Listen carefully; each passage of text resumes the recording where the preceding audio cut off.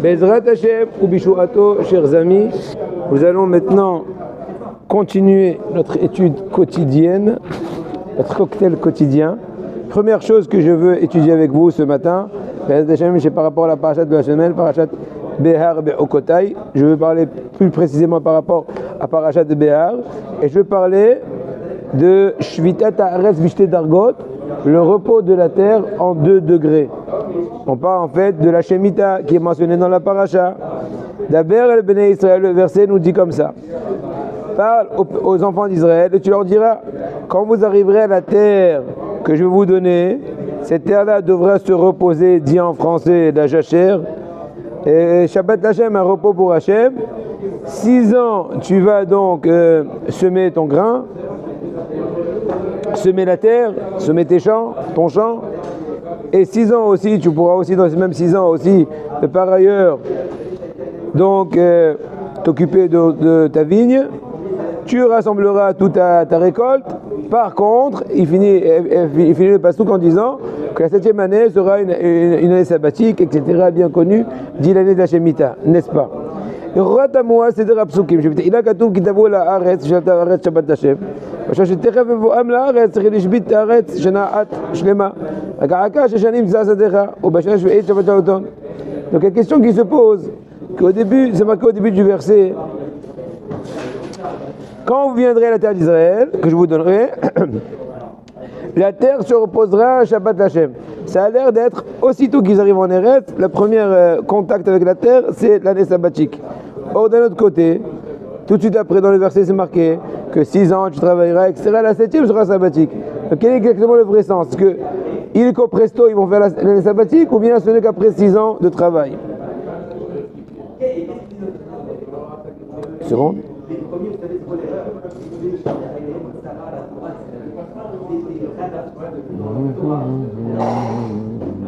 Allons-y. והיה אפשר לומר שהתורה מזהירה את בני ישראל שהארץ שנותן לכם תבעה לשבות. Alors on aurait pu peut-être expliquer le sens du verset, voilà, le signal du pasouk qui veut dire comme ça. Sache que la terre d'Israël, c'est une terre qui nécessite un repos. Donc quand je te dis, quand tu vas en Eretz, tu vas faire reposer la terre, c'est pas spécialement aussitôt. Sache que tu as affaire à une terre qui nécessite du repos.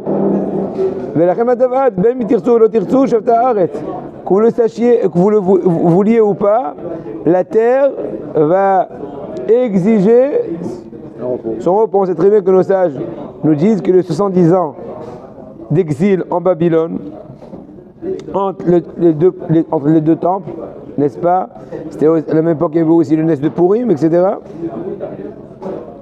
Et bien c'était en paiement, punition, paiement pour les 70 années de Shemitah qui n'ont pas été observées durant la résidence de Am Israël en Eretz Israël, depuis la rentrée en Israël jusqu'à l'exil en question entre les deux temples. Donc 70 ans, 110 fois 7, 110 fois 7, voilà, faites le compte, etc. Pour vous dire. Donc en d'autres mots, ce qui veut dire c'est aussi que sachez que dans tous les cas, elle va prendre son repos. Il vaut mieux le donner de façon entre guillemets légale, entre guillemets amicale, parce qu'autrement ça va être remboursement forcé.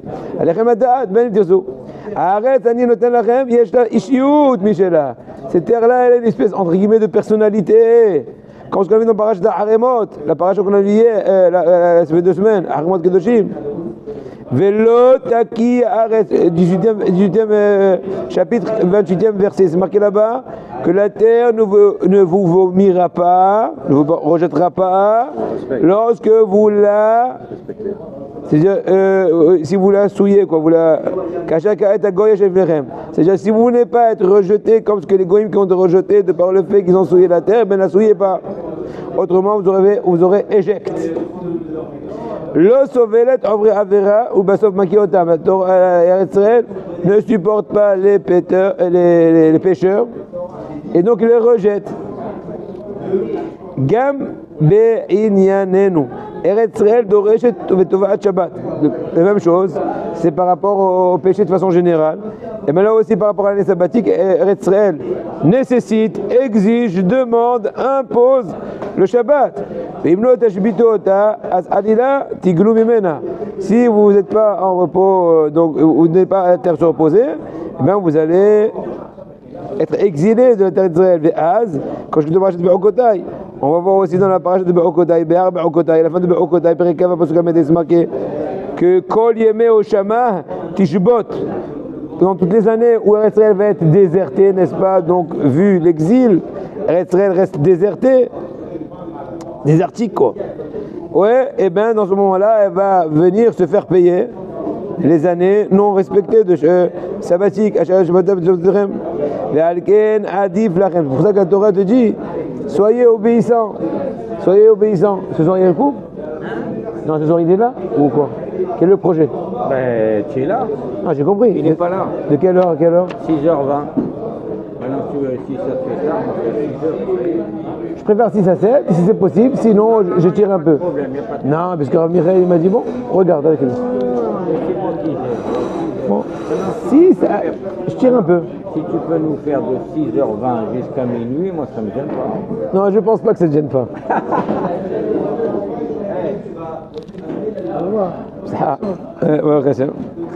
Bon, en tout cas, vous avez compris ce qui est marqué là, et on va voir aussi donc ce qui est marqué dans Okotai.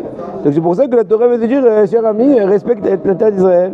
Ça, c'est une terre sabbatique, septatique, et donc dans ce cas-là, il faudra respecter. Donc maintenant, on te dit, 6 ans, tu travailleras, 7e année, tu te reposeras.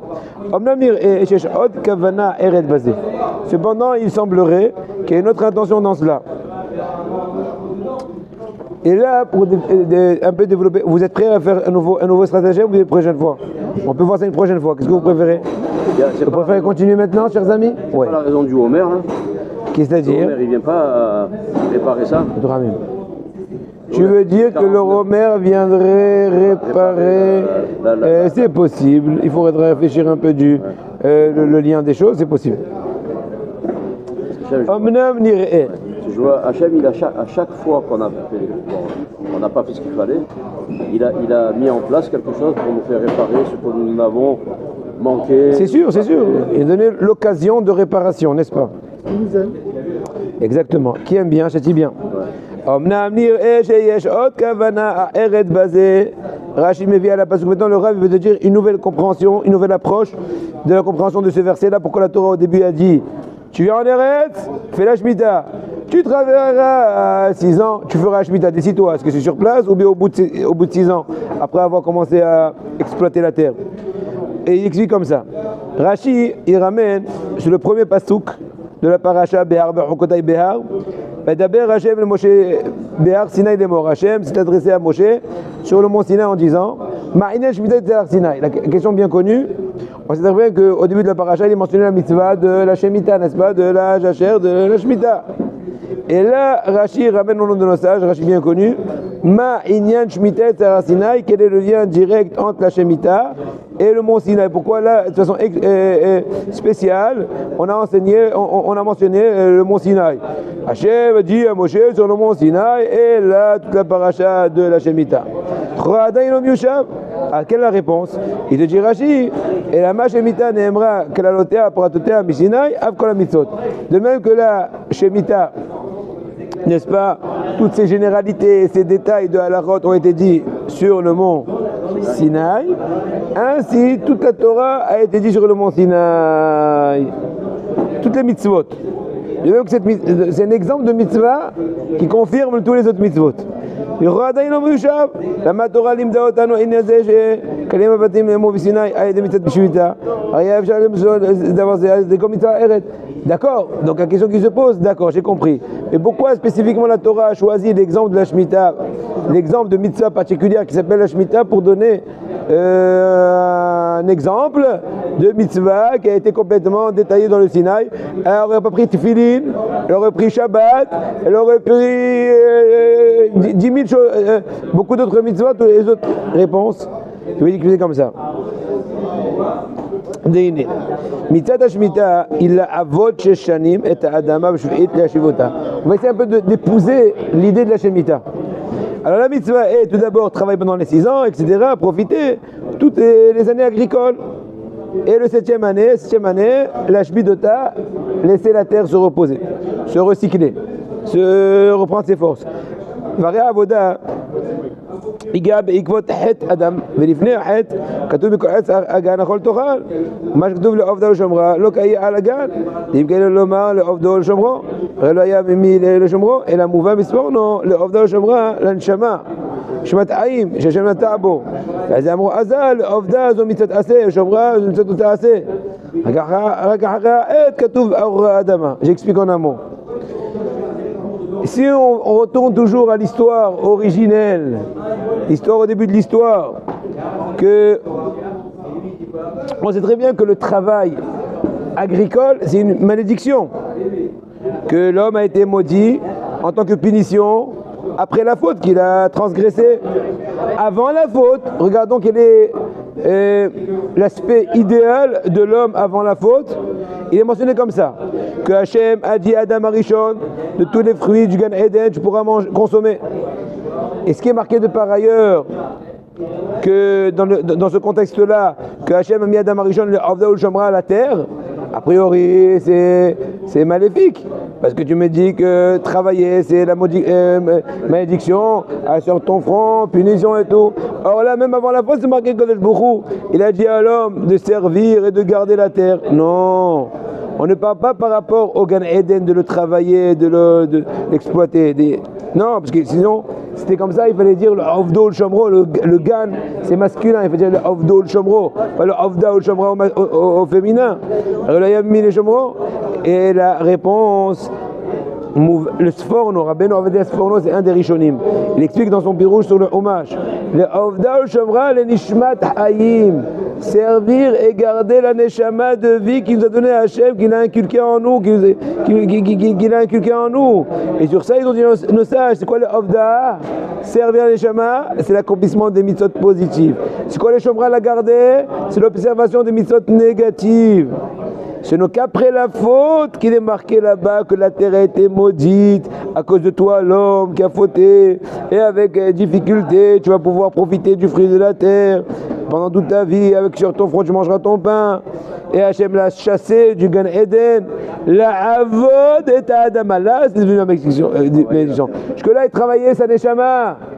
Mitzvot positives, négatives, travailler, observer, garder, mais là c'est travailler la terre de laquelle il a été créé, n'est-ce pas? L'homme a été créé de la terre tu es venu, à la terre tu retourneras. Sur ça la Mishnah de dit à la fin de Maseret Kiddushin, extraordinaire Mishnah qui il me semble vers Daf P Aleph, elle dit comme ça: tu as vu une fois de ta vie une bête sauvage ou de la volaille qui sont obligés d'apprendre un métier pour pouvoir se nourrir?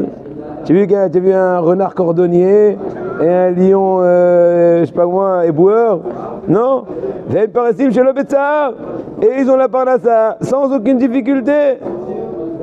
Et la question qui se pose, elle dit la Mishnah, ceux-ci, le lion, les bêtes, les volailles, ce que tu veux, ils ont été créés pour me servir, elle dit la Mishnah. Moi qui ai été créé pour servir mon créateur, c'est pas pour votre raison que je devrais avoir ma parnassa sans aucune difficulté. Si ceux qui doivent me servir ont leur parnassa facilement, moi qui ai été créé pour servir Hachem, pourquoi j'aurais moins de bonnes conditions que ceux qui sont là pour m'aider à servir Hachem? Pourquoi c'est dur pour moi et pas comme eux que c'est facile? Réponse, elle dit à Mishnah, parce que je me suis mal comporté et c'est moi qui ai engendré la difficulté de ma parnassa, point final. Et les animaux, ils mangeaient pas de la viande avant la faute. Dans tous les cas, les animaux, ils n'ont pas de libre arbitre. Oui, d'accord, mais je t'explique. Dans tous les cas, les animaux, ils n'ont pas de libre arbitre. On a expliqué dans un des cours, ça fait 2-3 cours, que tout ce que le fait que la création a été corrompue, n'est-ce pas? C'est une espèce de conséquence du comportement de l'homme. Eux, ils sont dépendants de l'homme. Donc en soi, ils ne sont pas fautifs, ils n'ont pas de libre arbitre. Ils sont juste en train d'effet miroir de ce que tu es, toi, l'homme. Voilà. Donc maintenant, qu'est-ce qu'on voit de là? Au mont de Sinaï, on se prépare à Shavuot, exactement dans 2 semaines comme aujourd'hui, dimanche, non, 2 semaines, et ben quoi? Et ben quand les Israël sont trouvés au pied du mont Sinaï, leur souillure, vu la faute, n'est-ce pas, d'Adam Arishon. On est descendants d'Adam Arishon, on avait la souillure de la faute. Donc en se tenant au pied du mont Sinaï, on a été complètement aboli, guéri, extraction complète de tout le venin du Yetzirah, etc., de toute l'impureté de la faute au mont Sinaï. Fait Azrou les Madrigat, Adam Arishon, ils sont retournés au degré de l'homme avant la faute. On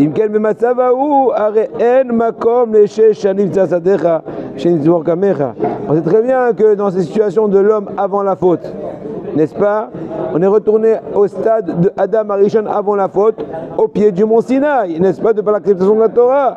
Donc il n'y a plus de raison de dire à l'homme, tu vas travailler dur pour manger, tu as travaillé 6 ans et tout, il n'est pas moins qu'un renard qui mange facilement. ולא יש שום עבודה, וזו שיטת המדרש, מעניין שמיטת הר סיני. מצווה זו אין לה מקום במצב של הר סיני, רק אחרי את העגל שירדו בדרכתם.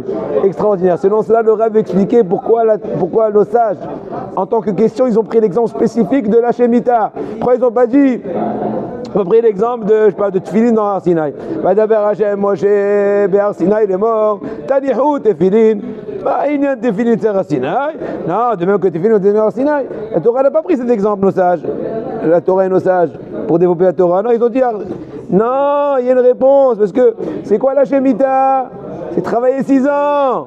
Qui dit travail, dit malédiction, dit le stade de l'homme après la faute. Or, s'il est mentionné le Har Sinai, c'est le stade de l'homme avant la faute. Donc, Ma'inyan Shmitat Har Sinai, c'est contradictoire. Travailler la terre vers la 7e qui nécessite le repos, c'est la situation de l'homme après la faute. Travailler sur son front, alors que de par ailleurs, Har Sinai mentionné au début, ça rappelle plutôt la réparation de la faute. L'homme avant la faute qui n'avait pas besoin de travailler, il était dans le Gan Eden. À plus forte raison que Calva Omer des lions, etc. Vous avez compris l'idée? Ça, c'est le. C'est bon. Ça, c'est le fin fond de la question. Vous avez compris la question. Maintenant, il faut comprendre quoi la réponse. C'est bon la question? On a fondé la question profondément. ומשום זה כתוב כי תבואו אל הארץ אשר נותן לכם שבתה הארץ שבתה השם תכף כשתגיעו ללא שום עבודה 6 שנים שהמצווה זו ניתנה בהר סיני ואז אין מקום לשום עבודה רק אם לא יעמדו במדרגתם ויעזרו מצבם לפני הר סיני אז המצווה תקבל צורה extraordinaire. Donc il veut dire, en fait c'est le titre. Qu'est-ce que j'ai dit au début du titre du sujet? Que le repos de la terre en 2 degrés. Eh bien, on va immiscer tout cela dans les termes du Passouk. On a dit qu'il y aurait une contradiction. C'est d'ailleurs la question sur laquelle on est en train de tourner. Quelle est la contradiction? Au début, la Torah elle dit, tu arrives en Israël, allez, fais tout de suite shabbatique. Après, tu dis, bon, je fais ça un peu de façon ironique. Au fait, 6 ans tu travailles, à la 7e année tu te reposes. Décide-toi, est-ce que de but en blanc tu fais la Shemitah ou d'abord 6 ans? Question qu'on s'est posée. Alors auparavant, on a dit première explication, ça c'est indicatif.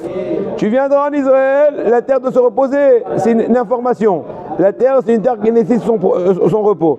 Et donc, certes, tu travailleras 6 ans, mais n'oublie pas d'observer la 7e année, autrement la terre va se payer de toi. Va se payer, elle va se faire rembourser. Deuxième explication extraordinaire. Vous, Am Israël, Hachem parle au mont Sinaï, à Moshe Rabbeinu, le début de la Parashat Behar.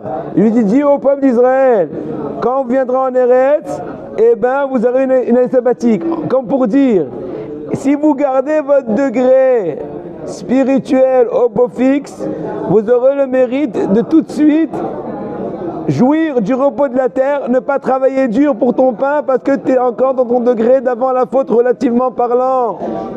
Par contre, si jamais tu ne tiens pas le coup, eh ben, il faudra travailler 6 ans, 7e année repos, extraordinaire. Vous avez compris l'idée? Très bien. Maintenant, de par ailleurs, le but de l'année sabbatique, même une fois qu'on n'a pas tenu le degré haut, on est quand même au degré de l'homme après la faute. D'autant plus qu'on sait très bien qu'après le veau d'or, ils ont chuté. Bon, ça rentre dans les détails maintenant, parce qu'il y a une petite question de compréhension dans cela. Mais maintenant, on ne va pas trop m'évader. Pour retourner à l'idée, même une fois qu'on fait 6 ans, 7e année, 6 ans, 7e année, le but de la 7e année, c'est une année éducative pour nous. Voilà, שכל השנה השביעית תחנך אותנו chaque 7e année va nous enseigner, va nous diriger, va nous éduquer. Shelo avoda parnaset, ne t'oublie pas, c'est pas ton travail qui te donne de gagne-pain. Et bien la terre va se reposer. Ve'aita Shabbat haaretz.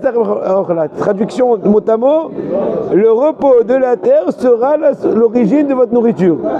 Bien qu'il y ait une autre explication au niveau midrashique. Mais maintenant, si on prend textuellement parlant, ça a l'air de dire que c'est le repos qui va donner à manger. Oui, oui, ça te fait un peu goûter le olam haba. Ça te fait goûter le degré de l'homme avant la faute, avant la bénédiction. Que tout ce qui travaillait et surveillait, c'était pas la terre, c'était sa neshama. C'est l'observation des mitzvot positives et négatives. Et c'est la terre qui va te nourrir, comme pour dire que t'es pire, excuse-moi de te le dire, qu'un renard, qu'un serpent, qu'un lion, qu'un n'importe quoi, qu'un cocorico, pour ne pas dire un borico.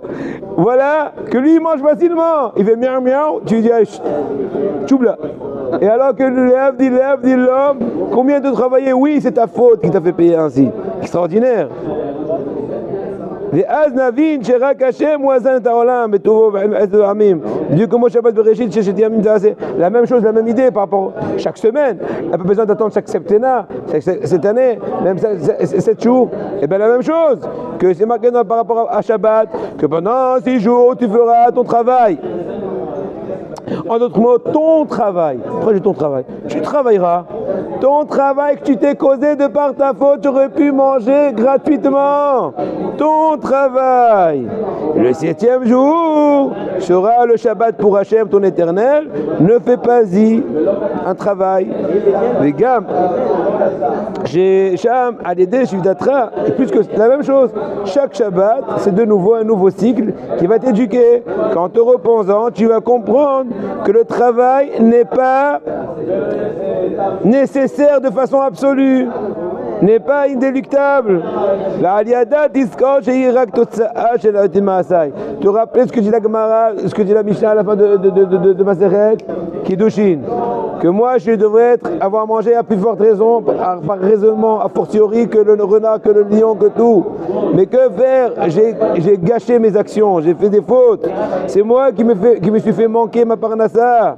Mais le rakze et la kol becha'an dil ela betata. Écoute très bien ce qu'il dit le Zohar, que toutes les barachot, bien Shimon Bar Yochai, j'ai un truc extraordinaire à vous dire par rapport à Shimon Bar Yochai. Si je ne me trompe pas, depuis le début de l'étude de Orahaim Akadosh Bereshit, jusqu'à la fin de Parashat Haremot, où j'ai étudié ce vendredi, le jour de l'Akba Omer, quand il mentionne le Zohar, il n'a jamais dit Rabbi Shimon Haelaki. Mais du coup, le jour de l'Akba Omer, quand j'ai étudié l'Orahaim Akadosh, j'étais un peu en retard parce que c'était très loin, Haremot Doshim, mais qu'on était déjà mort. Il dit Vekatav Haeloki Rashbi. Donc le jour de la Iloula, il a mentionné à Eloki, le spirituel Rashbi. Il me semble qu'auparavant il n'a jamais mentionné ça. Il n'y a pas de coïncidence. Le même jour, dans mon étude de Shmuel Bet, Perek Tedvav, il est mentionné là-bas qu'un des rois qui était très grand sadique s'appelle Yotam Ben Ozia, qui est mentionné dans Gemara Maseret Souka, que là-bas Rabbi Shimon Bar Yochai dit que si lui et moi on était ensemble, on aurait été poter tout le monde depuis le début de l'existence jusqu'à la fin de l'existence. Donc le jour de l'Akba Omer, il m'a mis dans mon limout, encore une fois cela, et encore d'autres choses extraordinaires. C'est des rencontres qui te renforcent. Autre exemple, le jeudi, j'aurais donné un peu d'argent au Avarim qui achète un peu de friandises, trucs, pendant l'étude de l'après-midi. En l'honneur de Rabbi Shimon, un petit renforcement, un petit grignotage pour mieux étudier, c'est très bien. Celui qui donnait l'argent, il m'a dit je suis arrivé à acheter tout ce qu'il faut, j'ai vu que j'avais plus assez. Donc j'ai essayé d'enlever un peu. Un était derrière moi, il m'a dit non, vas-y, prends, je complète. Maintenant, après il est parti acheter la boisson, il manque encore une certaine somme, l'épicier lui a dit vas-y, prends, c'est bon. J'aurais dit, vous voyez Rashbi, tu viens des Shem Shamaim, Rabbi Shimon Bar Yochai, il est là à te bénir. Et le voici là aussi. Retournons par rapport au Inyan du Shabbat, de l'année sabbatique, de l'enseignement et du message, que toi t'es rien dans l'histoire. À la rigueur, c'est pas parce que je travaille bien que je mange bien, mais c'est dommage, j'aurais pas pu manger sans avoir besoin de travailler. C'est ça exactement la véritable optique qu'un bon juif doit avoir. Il dit le Zohar Kadosh, vas-y. Si un juif, il respecte tout. Ouais. Tout. Imaginons, d'accord. Il ne souffre pas du besoin de travailler. Effectivement, chers amis, je vous ai dit un truc extraordinaire. Je vais te dire un truc extraordinaire. C'est impossible. Il veut dire extraordinaire. Les tzadikim ou les tamidei haramim, plus tu vois il est plongé dans la Torah, tu vois que sa parnassa elle est surnaturelle. Comment aujourd'hui, pourquoi tu vas chercher si loin? Comment tu peux comprendre aujourd'hui comment les Bnei Torah ils survivent? Après toutes les théories et les explications en l'air. C'est un S, plus que cela. J'ai vu dans Ora Hayim HaKadosh, je vous l'ai dit peut-être l'autre fois, mais je veux le redire parce que c'est vraiment interpellant. Un truc extraordinaire. Ora Hayim HaKadosh dans Parashat Haremot, dans Kedoshim, il pose entre autres une question qu'aujourd'hui nous voyons, et d'ailleurs dans toute l'histoire nous avons vu, que plusieurs fois la parnassa, même des tamidés aramim, est un peu dépendante de certains corps qui ne sont pas des plus voulus. Pour quelle raison? Ça rejoint encore une fois cette idée. Il dit au Rahim HaKadosh une chose incroyable. Il dit si Hachem aurait amené au tzaddik la parnassa, pas que pour lui, pour tout le monde, de par son tuyau, de par son billet, le shefa, l'abondance qui serait apte à passer par lui serait tellement intense et immense que le monde n'aurait pas pu supporter l'intensité de cette hashpa'a, de cette abondance. Donc il a besoin de passer par des tuyaux, excusez-moi du terme, qui sont très limités, très petits, 2 tzols, pas 5 tzols, 2 tzols pour qu'il n'y ait pas d'invasion de shefa. Mais n'oublie jamais, c'est pas toi qui donnes à manger à tes frères, c'est par la de ton frère qui est venu entre tes mains. L'homme, il a toujours l'habitude de dire à sa femme, je te donne, je te ceci, t'as pas honte? De part à elle, tu as la bracha. Dis merci que tu as été honoré d'avoir été le tuyau et le médiateur, il aurait pu choisir quelqu'un d'autre. Incroyable. Incroyable en bataille, oui, incroyable. Bon, et encore une autre, et aussi dans la halakha ça, c'est marqué dans la halakha, je ne vais pas rentrer trop dans le détail, mais juste l'idée. Une femme que son mari est mort, après elle se remarie, elle est morte, il y en a qui disent que ça s'appelle Katlanit. C'est quoi Katlanit? C'est une tueuse. Tueuse, pourquoi? Tueuse pas dans le sens qu'elle travaille dans la mafia, c'est-à-dire qu'il explique le roche, Rabbeinu Asher. C'est une Maseret Yevamot, je crois, dans sa merdalet plus ou moins. Et c'est Nifsa Gosh Anaouk Even Eder Simantet. Qu'est-ce qu'il dit la battueuse? Il dit en fait que puisque la Shamaï, on a été gozer qu'elle n'est pas de parnassa, donc en se mariant, elle s'ouvre un tuyau. Et les cieux, ils ne veulent pas qu'ils... On a décidé, imaginons qu'une telle, elle n'est pas de parnassa. En tout cas qu'elle est vraiment... Maintenant en se mariant, elle s'ouvre les options de mieux vivre. Or dans les cieux, on ne veut pas, on enlève son fournisseur, son mari. Elle réessaye, on le réenlève. À la 3e fois, on dit madame, n'essayez plus. On a compris. Il y a un problème technique. Vous avez compris? Incroyable. Maintenant, retournons au Zohar, Rabotai, retournons au Zohar. Extraordinaire. C'est Zohar, ça? Maintenant, je vais dire le Zohar. Toutes les brachot célestes, d'en haut et d'en bas, dépendent du 7e jour, le Shabbat. Ce jour-là sont bénis de lui tous les jours de la semaine. Et c'est amené, ce langage du Zohar Kadosh est amené dans plusieurs sidurim à l'El Shabbat. Et sur ça, on demande et on prie à Hachem. On rajoute dans le Birkat Amazon, après les séodotes de Shabbat, que Hachem nous fasse hériter un jour qui est entier shabbatique, un jour de repos et de Shabbat. Et la même chose à Shemitah, c'est la même idée. Toute l'année, la 7e année, elle va nous enseigner de comprendre que la terre, ce n'est ni la terre ni le travail qui nous donne à manger. Et là, Shabbat haaretz lachem leochla. C'est la Shabbat haaretz, le repos de la terre, lachem leochla. N'est-ce pas? C'est lui qui va donner à manger.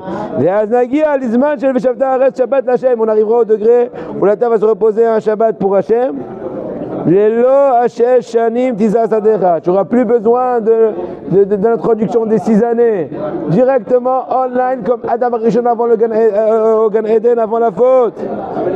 Il n'aura plus besoin de travailler. On va être aboli de la faute de la bénédiction d'Adam Rishon. Il ne gagne pas. Et aujourd'hui on est dépendant de ceux qui font la Shemitah. Qui respectent la Shemitah. nous, si on achète leurs fruits et légumes, Oui. on est aussi récompensé par ça. Est-ce qu'on les aide? On les aide. On les encourage à l'observation? Oui. On obtient aussi des récompenses. Bien sûr, parce qu'on observe. Bazev Shadavid, Marloket, Rabbi Shmuel, Rabbi Shimon. Alors là, regardez à Botaï, ça extrapole. Et pour finir le Dvar Torah, on a besoin encore de 6-7 minutes, sinon on continue demain. Oui. Vous voulez? D'accord. Maintenant, oui, c'est bon, on continue. Et avec cela, on peut maintenant aborder, accoster la marloquette entre Rabbi Shimon Bar Yochai, Rabbi Shmuel, Gemara Masechet Brachot Aval Amoud Bet, qui te dit, est-ce que tu dois faire du Der Eretz, une ishtaldout dans la parnassa ou il n'y a pas besoin? Sur Rabbi Shimon, il te dit, si tu es tzaddik, d'autres feront ton travail. Il y a une discussion comment expliquer des versets différents. Sur Rabbi Shmuel, il dit non, la Torah te demande de te comporter de façon régile, Der Eretz, comme la façon régila de tout le monde. Mais Rabbi Shimon te dit non. Attention, la Gemara a dit que plusieurs ont fait comme Rabbi Shimon, ils n'ont pas réussi. Ils ont essayé de donner que dans le limo, de ne pas faire parnassa du tout. Et il dit, au bout du mois, toc toc, le compte d'électricité, là Arnona, là ceci, il dit, oh, ça marche pas. Par contre, mais il te dit comme ça. Alors comme Rabbi Shmuel, ils ont réussi. Il dit, Fashim, Shti Rabbi Shmuel, Matima le Rabbim. Le fond de l'explication de la chose, c'est comme ça. Rabbi Shmuel a raison, pratiquement parlant, par rapport à la majorité de la population. La majorité humaine ne peut pas tenir ce degré haut de dépendance d'Hachem, parce que ça nécessite une grande force de Emouna. Je peux aussi maintenant aller dormir et dire, Emouna, tout va s'arranger. Non, tu n'es pas à ce degré-là. Alors que Rabbi Shimon, son degré est adéquat au particulier. Selon cela, on peut très bien comprendre que tout est vrai. De même que par rapport à la Shemitah, le but de la Shemitah, c'est de faire arriver la personne à un degré que la terre va se reposer pour Hachem, sans aucun travail, n'est-ce pas? Ça vient t'éduquer à ça, arriver à cette conception, à cette conviction, à cette foi. Par contre, si tu ne te sens pas encore assez capable de tenir ce degré, tu ne vas pas te mentir. Alors, il faut faire des erreurs, comme dit Rabbi Shmuel. Jusqu'à qu'on pourra avoir le mérite, on va travailler, d'arriver au degré de conception que ce n'est pas le travail du terrain qui donne à manger, mais c'est Akadosh Baruch Hu qui donne à manger, etc. Maintenant, ce qui répond le Midrash sur la question, quel est le rapport entre la Shemitah et Arsinaï? Quelle était la question? Qui dit Arsinaï dit avant la faute, dit avant la réparation, dit on ne travaille pas, dit toute la vie sabbatique. De l'autre côté, tu me dis le Inyan de la Shemitah. Ma Shemitah n'est pas boter Sinaï. C'était la question. La réponse est de même que la Shemitah, toutes les halachot ont été dites au Sinaï, ainsi toute la Torah. En quoi ça répond à la question? D'autant plus qu'on a posé notre question, pourquoi on n'a pas choisi notre mitzvah? Selon ce qu'on vient d'expliquer, la réponse est la suivante. Shiesh kama mitzvot she'efshar lekayem otam. כי דעתם בסיני שזיינו מצב עילאי ובכל זאת בסיני גופה נאמר איך לקיים אותם גם כשאנו נמצאים במצב של ירידה כמו השמיטה כנ"ל נאמרו כללותיה. C'est-à-dire, il veut dire un truc extraordinaire. Il y a des mitzvot qu'on aurait pu a priori accomplir que si on était au beau fixe au degré de Am Israël au pied du mont Sinaï. Par contre, il y a des mitzvot qui viennent s'adapter à toi même si jamais tu rechuterais du degré du mont Sinaï. C'est vrai que l'accomplissement de la mitzvah de Shemitah dans sa perfection, c'est quand c'est un repos complètement pour Hachem. Mais seulement de cette façon générale. C'est marqué, Rachid dit que dans Shemitah, les généralités et les détails ont donné. Généralité, c'est l'idée à souhaiter, à aspirer. Et les détails, qu'est-ce que dit Rachid? Être de Mont Sinaï, comme pour te dire que pendant 6 ans, tu vas travailler, tu vas comme des réels, comme Rabbi Shmuel. À cette année, tu vas te reposer. Donc ça, c'est l'idée générale. Bon, après, peut-être on rajoutera un autre truc la prochaine fois. Bonne chance, chers amis.